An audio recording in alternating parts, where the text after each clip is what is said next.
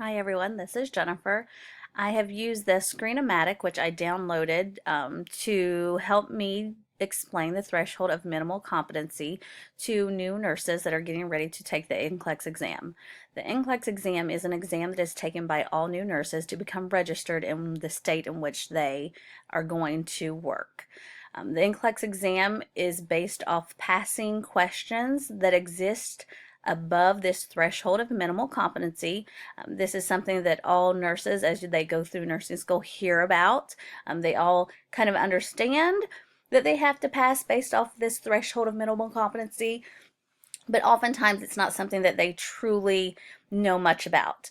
The reason I use the Screen-O-Matic to do this is something that's pretty simple, pretty quick that you can get across, something that you could email out, and nurses or new nurses would have a better understanding of what this threshold of minimal competency really means, especially on an exam that's going to either allow you to become a nurse or allow you to retake it because you didn't pass it. It's very nerve-wracking to go through this type of exam, but to know a little bit more about it based off of the National Council of State Boards of Nursing is really important, and it kind of builds one's confidence if they know a little bit more about what this threshold of minimal competency is.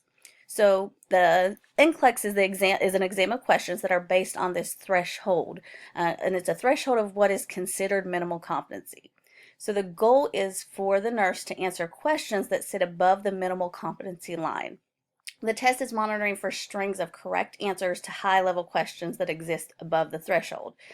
As you see below, I created a straight line, which is considered our line of minimal competency. And then I have created, you'll see the squiggly waves that exist here. So the goal is that a nurse sitting down for the test will answer questions that sit above that line. And as the nurse gets those questions correct, she will continually maintain questions that sit above the line. These are considered high-level nursing questions. And then you'll also see answers that sit below that line. So as a nurse misses a high-level question, she will get an easier question, or he will get an easier question. The NCLEX is a computer adaptive test, so as you continue to get harder questions correct, you'll get an even harder question on the next one. But once you miss a hard question, you kind of drop down to an easier question to help build you back up. And then the goal is for a nurse to maintain enough correct answers above the minimal competency line.